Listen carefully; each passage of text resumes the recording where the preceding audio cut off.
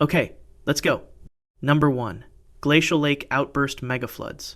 2,100 cubic kilometers, released in days. The Cordilleran ice sheet advanced far enough into what is now western Montana to dam a river valley, and behind that dam accumulated a body of water roughly the volume of Lake Erie and Lake Ontario combined. The dam was not rock. It was ice 2 kilometers thick in places, resting on the valley floor with enough hydrostatic pressure to hold for decades, and then not enough. When lake levels rose to the flotation threshold, the ice lifted off the ground and the entire stored volume discharged beneath it. The resulting flood moved at speeds estimated between 90 and 130 kilometers per hour. Peak discharge has been calculated at between 17 and 21 cubic kilometers per hour, exceeding the combined annual flow of every river currently on Earth, compressed into roughly 48 hours. The failure mechanism was not erosion. The dam did not wear down. It floated. That distinction matters because it means the failure was threshold-dependent stable until the moment it was not, and then instantaneous. Geologist J. Harlan Bretz proposed in 1923 that the channeled scablands of eastern Washington coulees, stripped basalt plateaus, dry cataracts, and current ripple marks the size of small hills had been carved by exactly this kind of event. The geological establishment rejected him for 5 decades. The features were too large, the timescale too short, the mechanism too violent for the uniformitarian framework that governed the field. Victor Baker's fluid dynamics, modeling in the 1970s, vindicated Bretz completely. The scabland features could only have been produced by a catastrophic flood of precisely the scale Bretz had described. Bretz lived to receive the Penrose Medal, geology's highest honor. He was 97. The flood was not a single event. The ice dam reformed. The lake refilled. The cycle repeated a minimum of 40 times over approximately 2,000 years. Rhythmically layered sediments, rhythmites, deposited downstream record, each pulse the way tree rings record each year. 40 layers. 40 floods, 40 separate discharges large enough to rearrange the drainage geography of a purple T continent-sized region, and deposit sediment plumes visible in the Pacific Ocean floor record. The channeled scablands are a closed case. The modern inventory is not. The Himalayas currently contain over 15,000 glacial lakes impounded behind moraine and ice dams. A 2023 assessment identified more than 200 of them as high risk for sudden outburst. The population downstream number in the millions. The dam failure mechanism is identical to Lake Missoula. The scale is smaller. The warning infrastructure is not proportionally larger. The ice broke before because a threshold was crossed. The question the current monitoring data raises is how many thresholds are now being approached simultaneously, and which ones do not announce themselves before they fail. The floods drained. The ice retreated. But the sheets themselves were never stable, and their collapse would do something the floods alone could not: permanently redraw the coastline of the planet. Number 2. Ice sheet collapse instability. 125,000 years ago, during the last interglacial, atmospheric CO2 was lower than it is today. Global temperatures were approximately 1 to 2 degrees Celsius warmer than the pre-industrial baseline. Sea levels were 6 to 9 meters higher than they currently are. The difference was not thermal expansion of the ocean. It was the absence of ice that is still present now, ice that, judged against the conditions of the last interglacial, should not exist at the temperatures currently being sustained. The geological record does not speculate about why sea levels were higher. It records the fact that they were, and the only mechanism that accounts for the magnitude is partial collapse of the West Antarctic and Greenland ice sheets. The mechanism responsible is called marine ice sheet instability. It does not require extreme forcing to initiate. It requires the right bed geometry. Large sections of the West Antarctic ice sheet rest on bedrock that slopes downward toward the continent's interior, a retrograde slope. When the grounding line, the point where the ice lifts off bedrock and begins to float, retreats inland across that slope, the ice column in contact with warm ocean water grows progressively thicker and faster moving. Discharge accelerates. The system does not stabilize at a new equilibrium. It runs. Robert Thomas established the theoretical basis for grounding line instability in work published in the 1970s. Eric Regnot's satellite measurement programs confirmed that the process is active, not projected. The grounding line of Thwaites Glacier has retreated approximately 14 kilometers since the 1990s, and the rate is not decelerating. Thwaites drains a catchment the size of Florida. Between 2011 and 2019, a cavity approximately the size of Manhattan and 300 meters tall formed beneath its space previously occupied by 14 billion tons of ice, now filled with warm circumpolar deep water. The ice did not thin gradually. It vanished in sections. The older record offers a larger body of evidence. Heinrich events episodes of massive iceberg discharge into the North Atlantic are preserved in deep-sea sediment cores as layers of ice-rafted debris. Rock fragments dragged from the Canadian Shield and dropped as the icebergs melted. 6 major Heinrich events punctuate the last glacial period. Each corresponds to partial Laurentide ice sheet collapse. Each released freshwater volumes sufficient to slow Atlantic meridional, overturning circulation, and cool European temperatures by several degrees. The effects were hemispheric and rapid. Greenland ice cores record temperature shifts of 8 to 10 degrees Celsius, occurring over periods as short as a few decades, not centuries. Decades. The GRACE satellite mission measured Greenland, losing an average of 280 billion tons of ice per year between 2002 and 2023. Antarctica lost an average of 150 billion tons per year over the same period. These are not model outputs. They are mass balance measurements taken from orbit, calibrated against gravitational anomalies. What they describe is a system already in deficit, already past the ice volume configuration that in the last interglacial preceded sea levels 6 to 9 meters above the current baseline. The tipping point is not a metaphor. In the context of marine ice sheet instability, it denotes a specific geometric threshold past which no reduction in atmospheric forcing can halt or reverse retreat.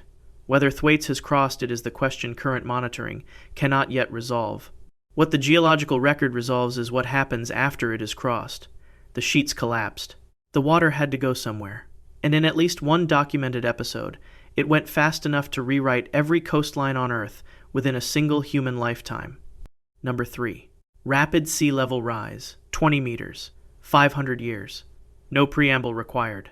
Approximately 14,500 years ago, meltwater from collapsing ice sheets raised global sea levels by the height of a 6-story building in a time frame shorter than the interval between the founding of Rome and today.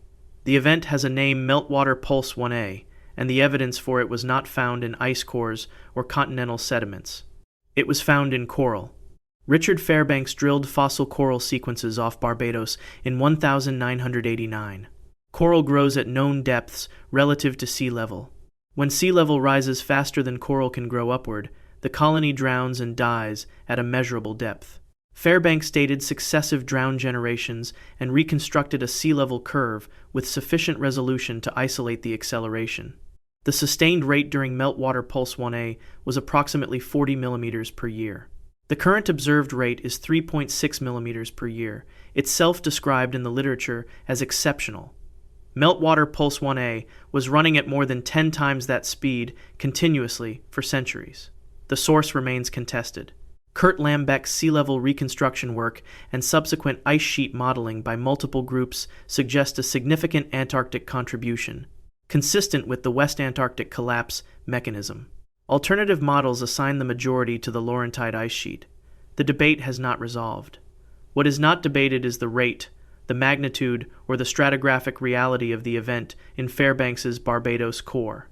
What is also not debated is what it erased. Doggerland connected Britain to continental Europe across what is now the southern North Sea. Mesolithic communities lived there hunting, fishing, building on a low-lying plain fed by the Rhine and Thames river systems. Their tools have been dredged from the seafloor by fishing trawlers for over a century. Their settlements are under 40 meters of water. Doggerland did not disappear at once. It shrank over millennia, and then during pulses of accelerated rise, shrank faster than organized response was possible. Further east, Sundaland, the continental shelf connecting the Malay Peninsula to Borneo, Sumatra, and Java was similarly drowned. At the last glacial maximum, it was a land mass larger than India.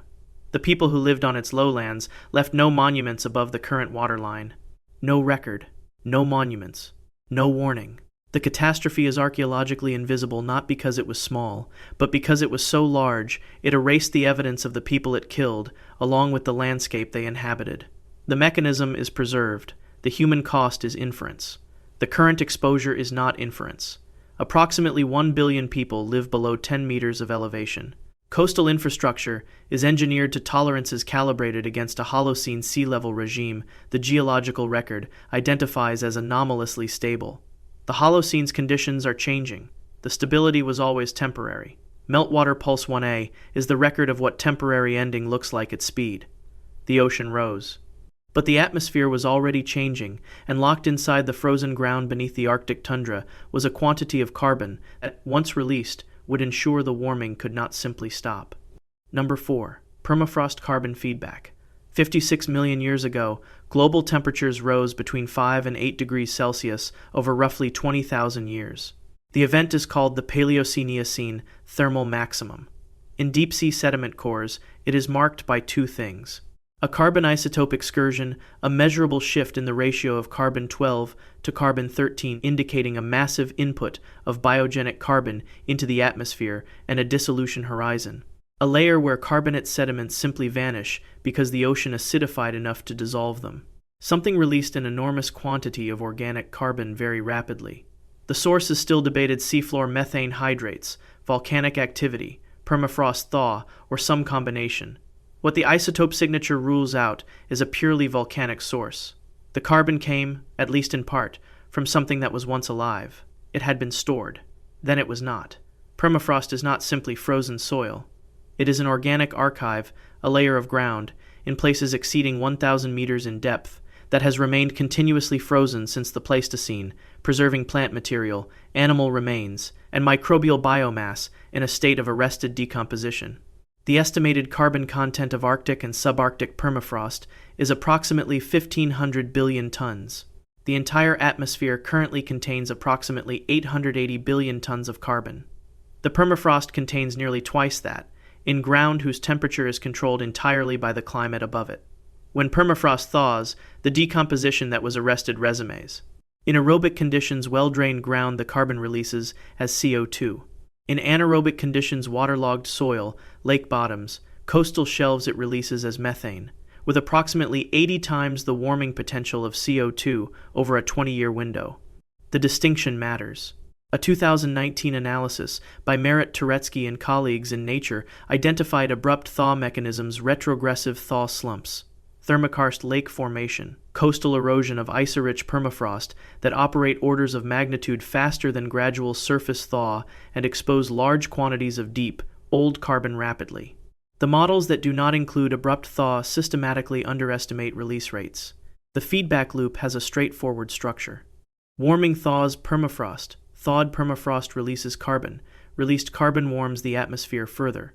Further warming thaws more permafrost. The question the current literature contests is not whether the loop exists, but where on its curve the system currently sits on the slow, early section, or approaching the steeper section, where release rates accelerate nonlinearly. Shakova and Semiletov's measurements on the East Siberian Arctic shelf document methane concentrations above background in both the water column and atmosphere. The debate in the literature concerns the magnitude and trajectory, not the direction. Arctic surface temperatures have been warming at 2 to 4 times the global average rate for decades, a phenomenon called Arctic amplification, driven partly by sea ice loss exposing darker ocean water to direct solar absorption. The differential is not incidental. It means the maximum thermal pressure is being applied to precisely the latitude band containing the largest terrestrial carbon reservoir on the planet's surface. The ground is not inert. It is a loaded reservoir. The lock is temperature. The temperature is rising fastest exactly where the lock is. Number 5. Ocean deoxygenation and anoxic waters. Here is why this matters. The ocean covers 71% of Earth's surface. It produces more than half of the planet's oxygen. It absorbs approximately 90% of the excess heat generated by the enhanced greenhouse effect. And it is losing its own oxygen measurably, in every major basin, at every depth layer where monitoring instruments have been deployed consistently since the mid-20th century. The process has a geological precedent. That precedent is among the worst outcomes the fossil record contains. Oceanic anoxic event 2 occurred approximately 94 million years ago. Over a period lasting roughly 500,000 years, oxygen levels in the world ocean dropped far enough to produce conditions hostile to most complex marine life across all major basins simultaneously. The evidence is preserved as black shale organic-rich sediment that accumulates when dead material sinks to an oxygen-depleted seafloor and cannot decompose. Normally, benthic organisms consume organic material before it can accumulate.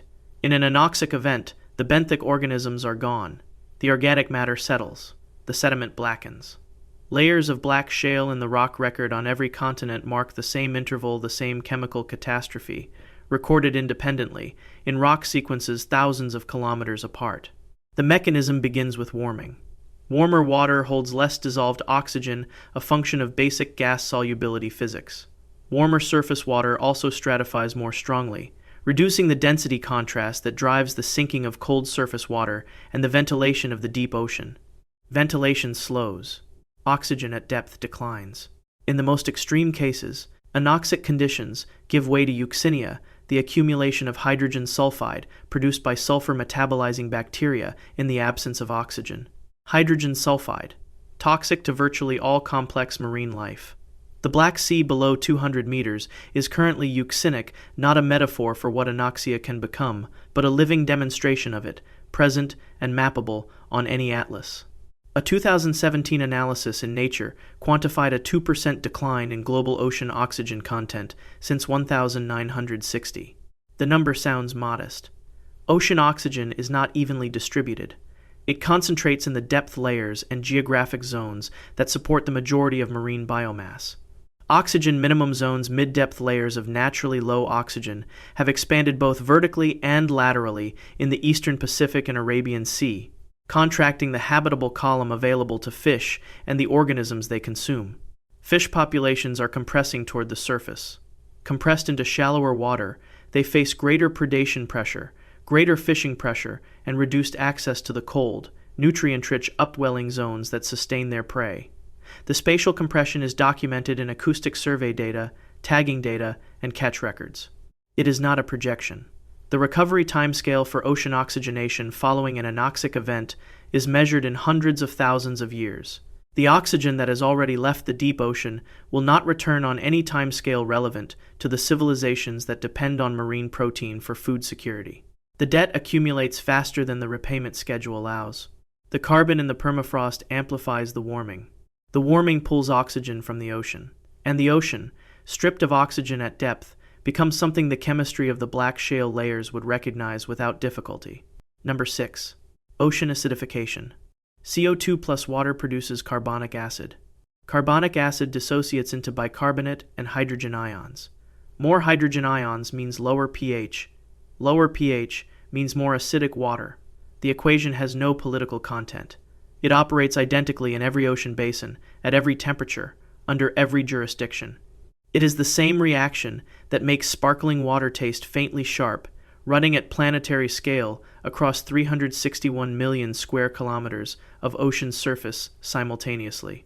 Since pre-industrial times, ocean surface pH has dropped from approximately 8.2 to approximately 8.1. A shift of 0.1 pH units represents a 26% increase in hydrogen ion concentration because pH is a logarithmic scale. The number looks small. The chemistry it encodes does not behave like a small number. The Paleocene thermal maximum provides the closest geological analog. Over somewhere between 5,000 and 20,000 years, the temporal resolution of sediment cores limits the precision. A large carbon pulse drove ocean acidification severe enough to shoal the calcite compensation depth dramatically upward. The calcite compensation depth is the level below which calcium carbonate dissolves faster than it can accumulate. When it rises, organisms living above it find the water chemistry increasingly corrosive to their shells and skeletons. In PETM sediment cores, the evidence is visible as an abrupt transition from pale, carbonate-rich sediment to reddish-brown carbonate-poor clay, the dissolution horizon. Benthic foraminifera, single-celled organisms building calcium carbonate shells on the seafloor, experienced their largest extinction in 90 million years during the PETM. The water column fauna were more resilient. The bottom of the ocean was not. The rate is the critical variable. A 2012 synthesis in Science by Honish and colleagues examined 22 paleoclimate records spanning 300 million years of ocean chemistry. The conclusion was not that past acidification events were benign. The conclusion was that the current rate of acidification is faster than anything the 300 million year record contains. The PETM was destructive at its pace. What is happening now is faster. Pteropods are small planktonic snails that build calcium carbonate shells. They are not charismatic. They are foundational, consumed by salmon, herring, mackerel, and baleen whales across polar and subpolar food webs. A 2012 NOAA study found that 53% of pteropods sampled along the Pacific coast showed severe shell dissolution damage. The sampling occurred in water that had not yet reached projected end-of-century pH values. The damage was ahead of schedule. Acidification does not operate alone. Warmer water is more acidic at equivalent CO2 concentrations. Warmer, more acidic water simultaneously corrodes calcification while pushing organisms past their thermal tolerance thresholds. An organism that might survive acidification at current temperatures or warming at current pH may survive neither when both are applied together. The experimental literature on combined stressors consistently returns outcomes worse than either stressor alone would predict. The ocean is running the experiment. The results are being published in field samples, not laboratory papers. The water was now warm, oxygen depleted, and acidic. For the reef systems that had taken millions of years to construct, that combination was not a stress event. It was a demolition order. Number 7. Coral reef collapse from marine heat. After the end Permian extinction, 252 million years ago, reef ecosystems disappeared from the global ocean for approximately 10 million years. Not diminished. Not relocated poleward. Gone absent from the stratigraphic record across every major ocean basin for an interval of time longer than the entire evolutionary history of the genus Homo. What filled that gap was not an alternative reef system. It was bare carbonate seafloor and microbial mats. The reef gap is visible in limestone sequences on every continent that was marine during that period. It ended when ocean temperatures and chemistry stabilized sufficiently for calcifying organisms to reestablish structural habitat. 10 million years. That is the recovery timescale for a reef system subjected to the conditions the end Permian Ocean produced. Bleaching is not death, but it is the mechanism of death at scale. When sustained ocean temperatures exceed a coral's thermal threshold, typically 1 to 2 degrees Celsius above the local summer maximum, held for several weeks, the coral expels its symbiotic algae, the zooxanthellae that provide up to 90% of its energy through photosynthesis. Without them, the coral starves. If temperatures drop within weeks, the algae can return and recovery is possible. If temperatures remain elevated, the coral dies.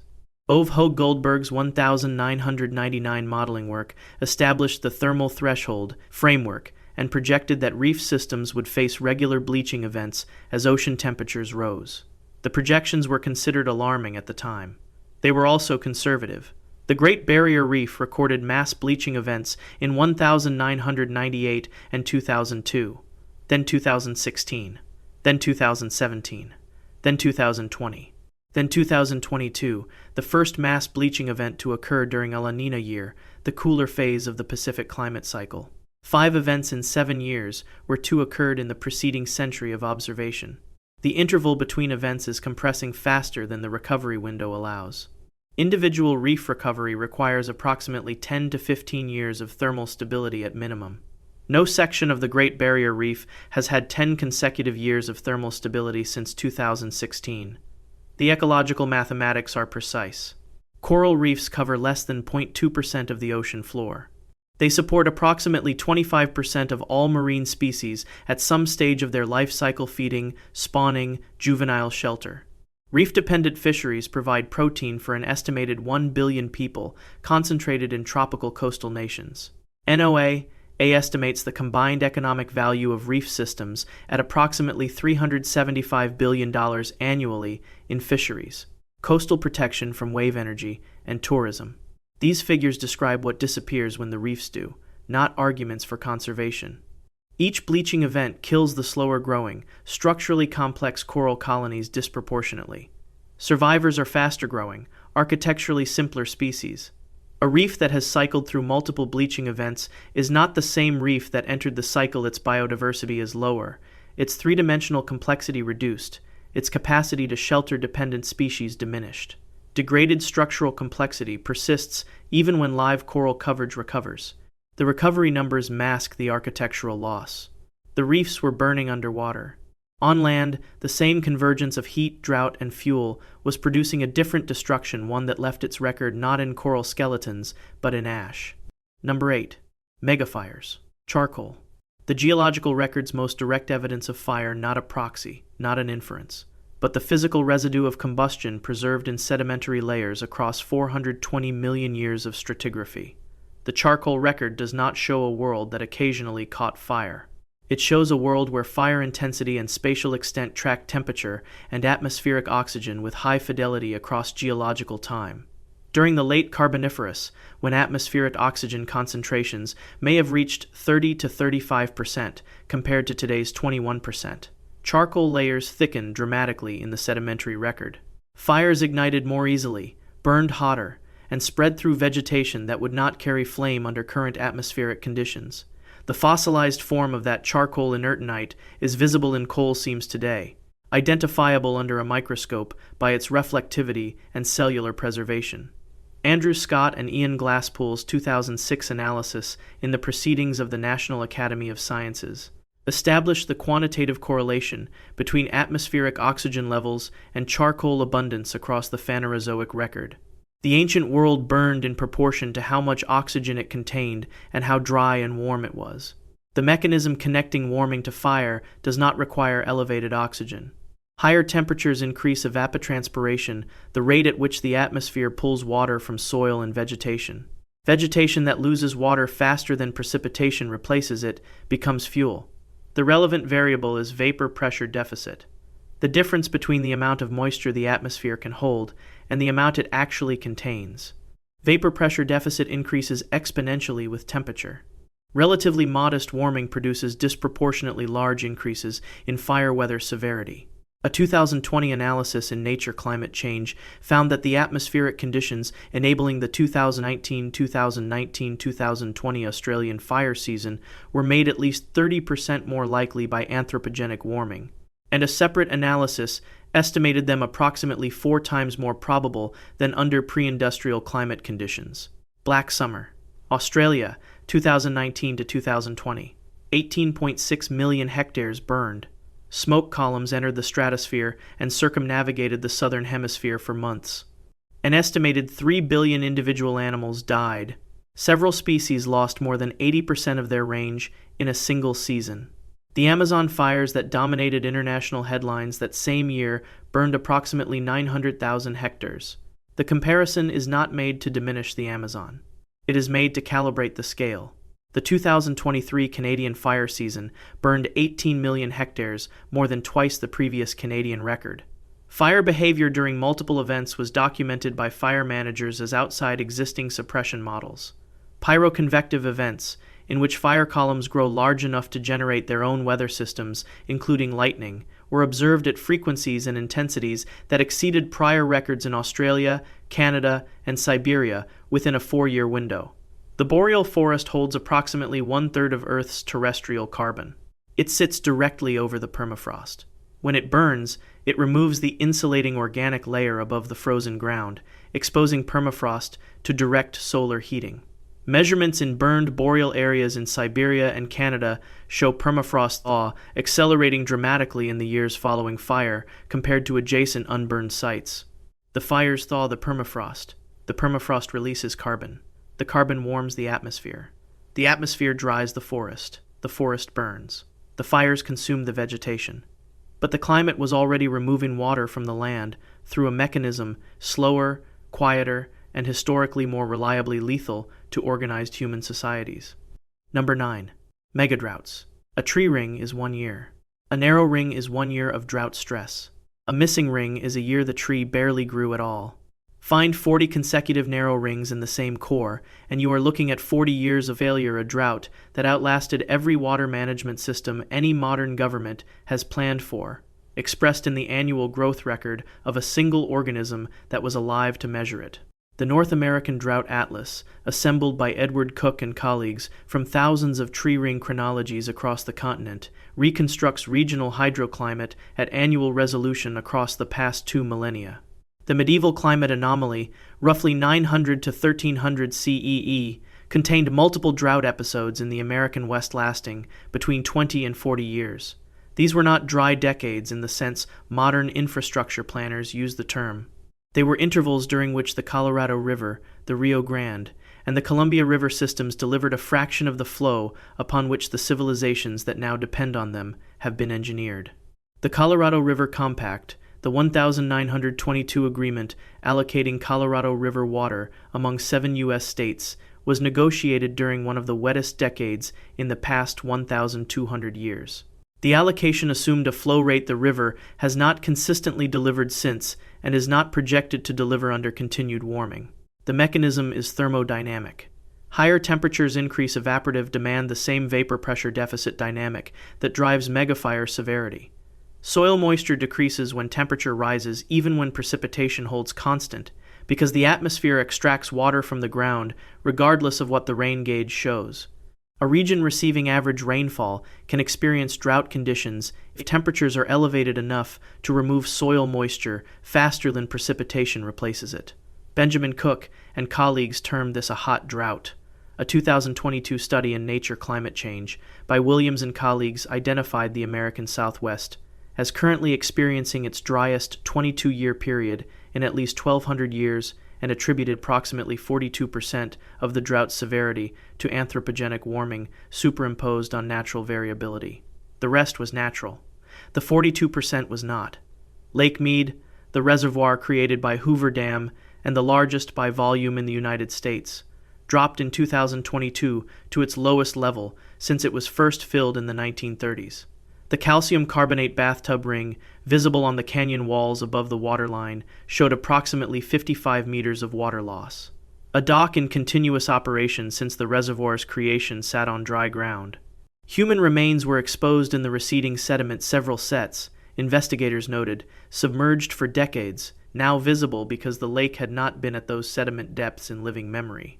Lake Mead is the primary water source for approximately 25 million people across Nevada, Arizona, California, and northern Mexico. The paleoclimate record shows that megadroughts sustain themselves without external forcing through internal climate feedbacks. Dry soil reduces convective rainfall. Reduced rainfall deepens the soil moisture deficit. The deficit persists until sea surface temperature patterns shift. What anthropogenic warming adds is a permanent upward displacement of evaporative baseline. The natural oscillation still operates. It now operates on top of conditions that ensure every dry phase is drier than it would otherwise be, and every recovery must overcome a higher deficit than the one before. The droughts in the geological record ended because the forcing shifted. The forcing currently being applied to the system is not shifting. Number 10. Mass extinction pressure. The fossil record does not announce mass extinctions. It simply stops. A limestone layer dense with crinoids, brachiopods, and trilobites gives way, across a boundary measurable in centimeters of rock, to a layer containing almost nothing. Paleontologists call this a turnover horizon. What it represents is the moment when species loss outpaced speciation so severely that entire branches of the tree of life were severed simultaneously. Earth has experienced 5 such events. The Endordovian eliminated approximately 85% of marine species. The late Devonian eliminated roughly 75%. The End-Permian 252 million years ago, the event that has appeared repeatedly in this video as the maximum reference point, eliminated an estimated 96% of marine species and 70% of terrestrial vertebrate species. The Great Dying. Recovery to comparable ecosystem complexity took between 10 and 30 million years. The planet recovered. The species that were lost did not. The current extinction rate is the diagnostic argument. Background extinction, the baseline pace at which species disappear in the absence of catastrophic forcing, runs at approximately 1 to 5 species per year across all life on Earth, calibrated from the fossil record. Current estimates place the rate at 100 to 1,000 times that baseline. A 2017 study by Gerardo Ceballos and colleagues at the National Autonomous University of Mexico examined population-level data for 27,600 vertebrate species and found that 32% had experienced significant range contractions since 1,900, not species eliminated from the database, but local populations lost, ecological presence withdrawn. A species can remain listed as extant while having lost the majority of the range within which it performs its ecological function. The name stays on the list. The animal is functionally gone. Ceballos and colleagues called this biological annihilation. The phrase is not rhetorical. It is a description of the population-level data. The drivers are simultaneous and independent. Habitat destruction, primarily deforestation and agricultural land conversion, removes the physical space within which species survive. Climate change shifts thermal envelopes faster than evolutionary or migratory responses can track. Ocean acidification and deoxygenation apply those dual pressures to marine ecosystems. Overexploitation reduces populations below viable thresholds. Invasive species, transported globally by human freight and passenger networks, introduce predatory and competitive pressures that endemic species have no evolutionary preparation to meet. Pollution degrades the remaining habitat. No extinction event in the geological record was driven by this many simultaneous, mechanistically independent forcing agents. The end Permian came closest. Volcanism drove warming, acidification, and anoxia together, but even that event had a single primary source. The current event does not. The Amazon basin contains approximately 10% of all species on Earth and generates roughly half its own rainfall through forest transpiration. Deforestation in the southeastern Amazon has already pushed portions of the region into net carbon emission during dry seasons. A 2021 study in Nature found the southeastern Amazon had emitted more carbon than it absorbed over the preceding decade. The estimated dieback threshold, the deforestation level at which moisture recycling degrades enough to prevent forest regeneration, sits between 20 and 25%. Current deforestation in the Brazilian Amazon is approaching 20%. When the forest cannot regenerate, savanna replaces it. Savanna supports a fraction of the species' density. The transition, once initiated at sufficient scale, is not considered reversible. Every process in this video, the outburst floods, the collapsing ice sheets, the rising seas, the thawing permafrost, the deoxygenating oceans, the acidifying water, the bleaching reefs, the megafires, the megadroughts, is a mechanism that mass extinction events have used before. The geological record is not a warning. It is a description of what these processes do when they run to completion. The 5 past extinctions did not send notices. They simply changed the conditions. The species that could not adapt to the new conditions are recorded in limestone as absences layers where the evidence of their existence stops. Every civilization that has ever existed survives something.